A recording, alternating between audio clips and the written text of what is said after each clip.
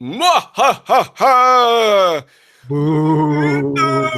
To my trap queen. Yeah, I'm Sonic Fetty Wap, and Yeah. welcome to the mini cast, the mini blab, or whatever. I don't know. See, I'm making about as much sense as Fetty Wap or Future, whoever all those mumble rappers that are out there. Welcome. See, I'm making about as much sense as Fetty Wap. No, Or I'm Future, making more whoever all sense. those God damn it. See, this is what happens when you do not mute your live stream. It's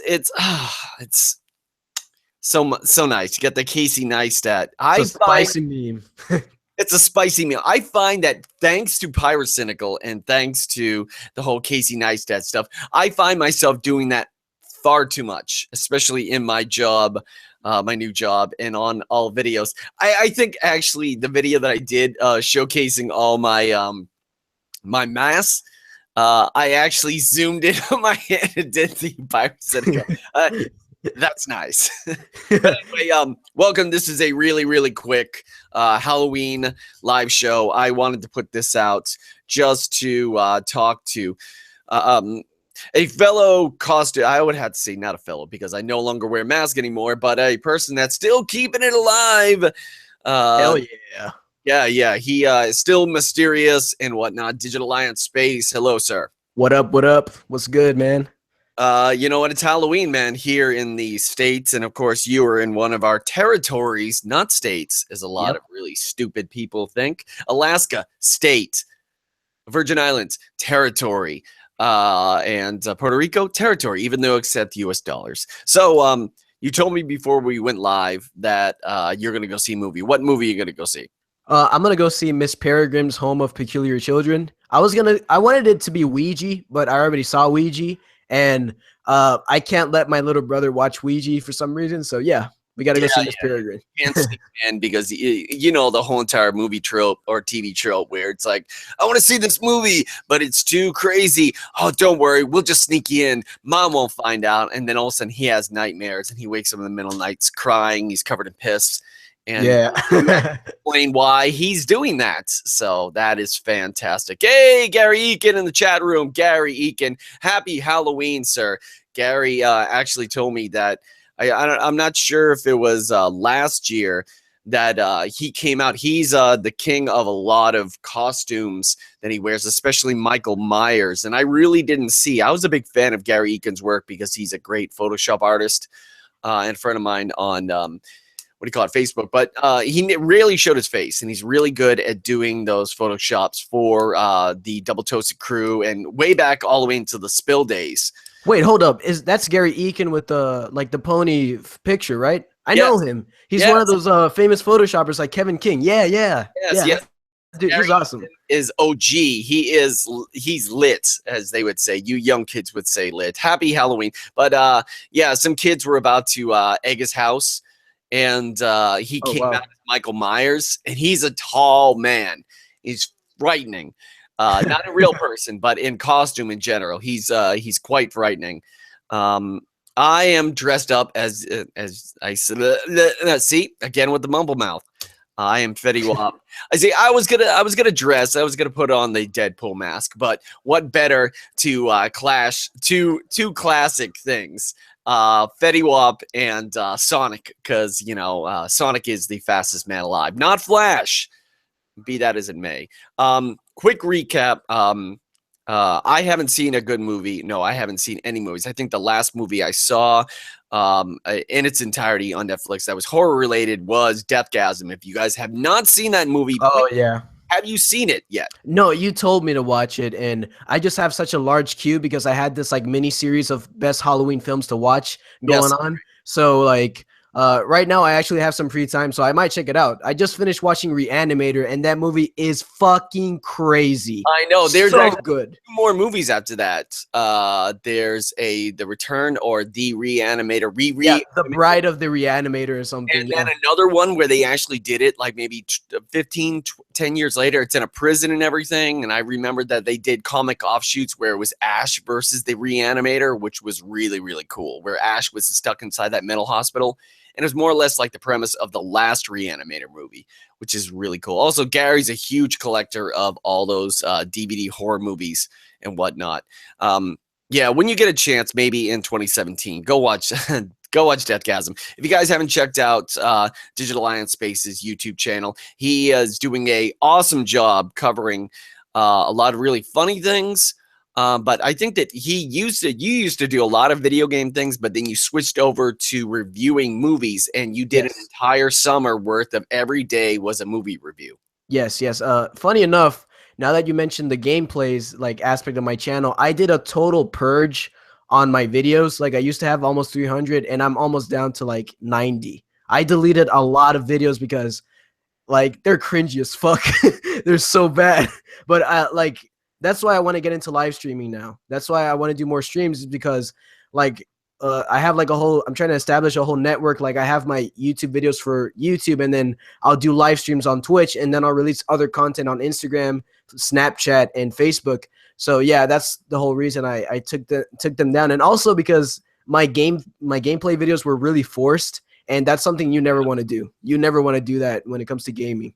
That's another thing that I've noticed, because I was perpetually inside the whole tornado of live stream gaming on YouTube.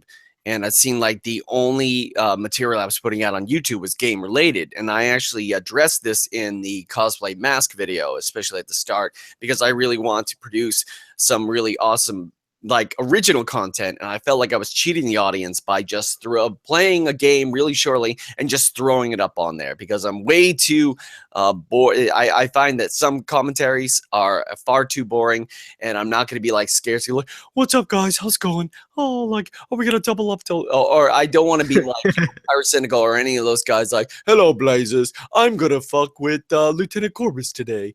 It's just, yeah, inside joke on YouTube. There's a 20-year-old guy who wants to fight, and he's mad at a 14-year-old girl who's better at making videos than he. Wait, that's real? I thought that was like a joke. I didn't watch the video yet, but I saw the thumbnail. They have real beef, like for real?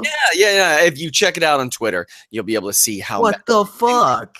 Colossal is crazy is literally he was trying to talk no fuckers off the ledge. He goes, trust me, you will not win. This is like the Kobayashi Maru. You're not gonna win a 14-year-old girl if you try to make a diss track or do that, because she's funnier than you, and also you're gonna look like you're picking on a 14-year-old girl.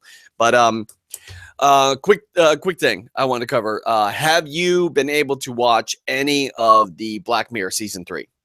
No, I really want to get into Black Mirror though, because the thing is that a lot of the things that I've been watching now is due to Machinima, like a show called the ETC show. They've introduced me to a lot of things in the past year, and they've always mentioned Black Mirror and how it's like this really disturbing and kind of a thing that like a very kind of philosophy type of show that makes you think about how we're so integrated with technology, and that I find that, you know, extremely interesting. I want to check it out. But it's like I said, man, I have so many things on my queue that it's crazy. Like I've bought like in this summer, like in this year alone, I bought so many movies to the point where I keep finding movies randomly in my collection. I'm like, where the fuck did this movie come from? And I have so many other movies that I bought that I got to watch still. So yeah, I'm going to try to like finish that off first, and finish like Breaking Bad, Penny Dreadful, and a bunch of other series that I got going skip on. over Breaking Bad. It is so it's a classic, but it is not a classic where you need to marathon through, or you're just gonna want to kill yourself because it's so goddamn depressing. Gary in the chat room says you guys definitely need to check out Hell Night and Night of the Demons. I will definitely check that out. Getting back to also just a synopsis. I know that you're goddamn. I don't know where. Well, I know where Elliot starts, but I don't know where you begin and Elliot ends, because your head is so far up his ass, licking it. Oh, I just know you just tweeting to Elliot at ET. Yeah, I love those guys. They're cool enough to always respond too. So yeah, they're actually really cool. I'm just kidding with that, but no, Black Mirror is great. It is from the UK, and it's one of the series where I love it, but I really feel like they almost created series suicide by being too shocking, like Walking Dead season 1, shocking not in regards to violence, but just the disgusting level. Because in my opinion, if you want to get into anybody wants to get into Black Mirror and you want to start from the beginning, skip over episode 1. Episode 1 has to do with a rumor that David Cameron, who was the Prime Minister of England, had to have sex with a pig. Yeah. have sex with a pig in order to get into his fraternity. They called him Dodgy Dave, and they actually literally say, and the bad guy in episode 1 threatens a blackmail or whatever, or he's kidnapped the prime minister's daughter and says, unless you make a video, a live broadcast to television of you fucking a pig, I will kill your girl. And it was just, they tried to take a CG and fake stuff and it couldn't get it to work. And it was just horrible. But every other episode for that is amazing and so well written. And right now I'm going through season 3. Season 3 is unbelievably difficult to watch and get through in regards to a small bit of the cringe factor, because it takes forever for the episode 1 to actually, it's a good premise, but it doesn't get until halfway. It's in a whole entire hour, and it doesn't take until like 30 minutes in for you to actually get, oh shit, this is what's going on. Second one is very much like Hideo Kojima and the cool stuff that's going on with him. Like virtual reality, but is episode 3 of Black Mirror. If you can watch any one of them right now, if you have an hour to kill, watch episode 3 of season 3. It is probably the scariest one out of those, because it's such a creep factor, but so well written. So all right. I'm just trying episode 3, season 3, right? I'm gonna try to check it out tonight. 3 on Netflix, because Netflix bought the rights to make new ones. And of course, around Christmas time, make sure that you put aside at least an hour to watch the Black Mirror White Christmas starring John Hamm. One of the best all-time episodes, next to the whole live streaming American Idol dystopian future that we have, which was, I think, episode 2. No, it was episode 3, because 2 was the story of your life. Way too much stuff. But okay, we're going to be quickly wrapping up in a few, probably in less than 5 minutes. Okay, question to you about horror movies. All right. Which one do you prefer? Which do you think is better? Let the Right One In or Let Me In? Oh man, I still have to finish Let the Right One In, but so far, I will have to say that Let the Right One In is better. Like I've only been in like 20 minutes in, and the cinematography is breathtaking. I don't know what it's about like the original, but it just feels like an actual fantasy movie. And I feel like Let Me In, it had to be such a really gritty and dark looking movie for it actually to be like scary or creepy. But Let the Right One In doesn't have to do that, because it's a very bright movie. You know, there's all this snow, and it's not a dark looking film. And I also love, European films, and I feel like the dialogue is somewhat also better, and also the characters, they look more realistic. So I already like the original way more. The reality of the little boy who is I guess the I wouldn't say boyfriend, but the one that's pretty much in the story. He's like this freaky albino looking kid. He looks creepy, and he looks like a potential serial killer. I don't believe that the kid in the remake, he doesn't do the character justice. At first in the remake, since I never had seen the original, I saw the remake first because everybody told me that the original was better. So I was like, maybe I should watch the lesser version, and then I'll watch the better version. And also, that way I could appreciate it more. There's also a literature version of it. I think a book version that they said is even better than. Oh wow! Yeah, so that's yeah, like you said about the character kid. Throughout the movie, at first I thought he was disturbing because he's wearing this mask and he's like playing around with a knife and like acting like a serial killer. Like yes, I remember that part. Oh, then, at first I was really creeped out. I was like, holy shit, they actually have a kid doing this. But then throughout the film, he just like he gets pussified in a way where that creepiness factor is just non-existent anymore. I think I just wanted to see more of that throughout the film, and I wanted him to take on the bullies in a sort of way, since he already had those murderous tendencies. Did we actually have that moment where he whacks that kid in the head in the remake?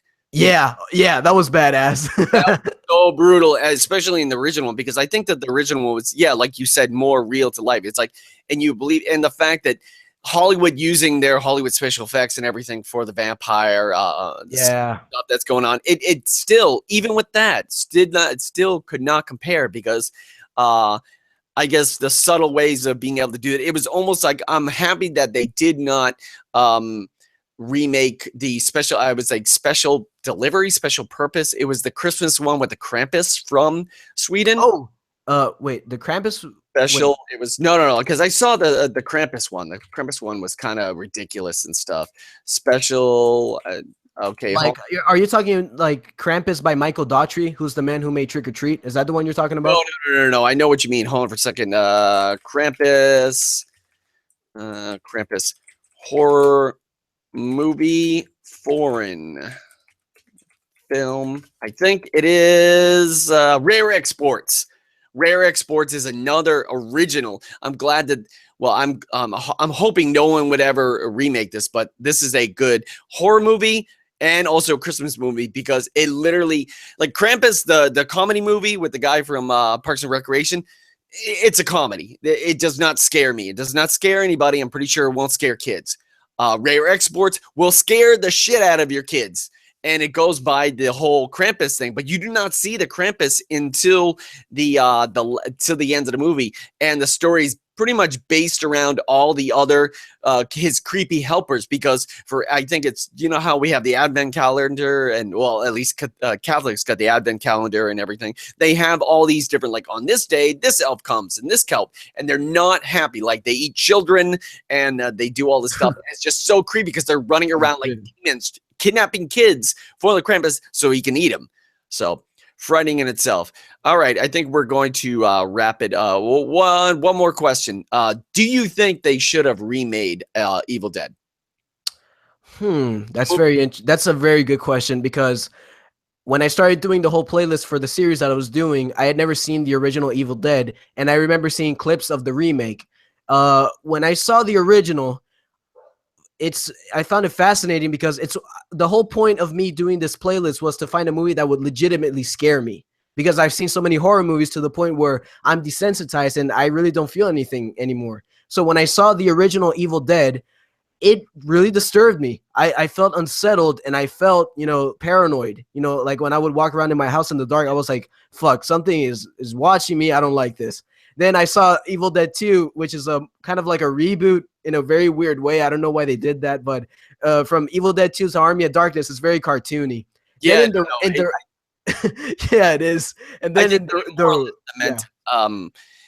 Evil Dead and Evil Dead 2 are great for Bruce Campbell, but I really believe that his legendary status is thankfully to that ridiculous Army of Darkness movie. Yeah, oh yeah. So separated, so different from the first two movies that they just went off the rails, and I really appreciate it. It's a great movie, not a horror movie. It's like an action fantasy. Yeah, it definitely turns to that. But no, Evil Dead itself. Seeing even the teaser for it, it turned my stomach with the whole teaser on the tongue and everything. Yeah. No, I was in high school when I saw that, and I was like, "Oh my god, this is the most horrifying thing I've ever seen."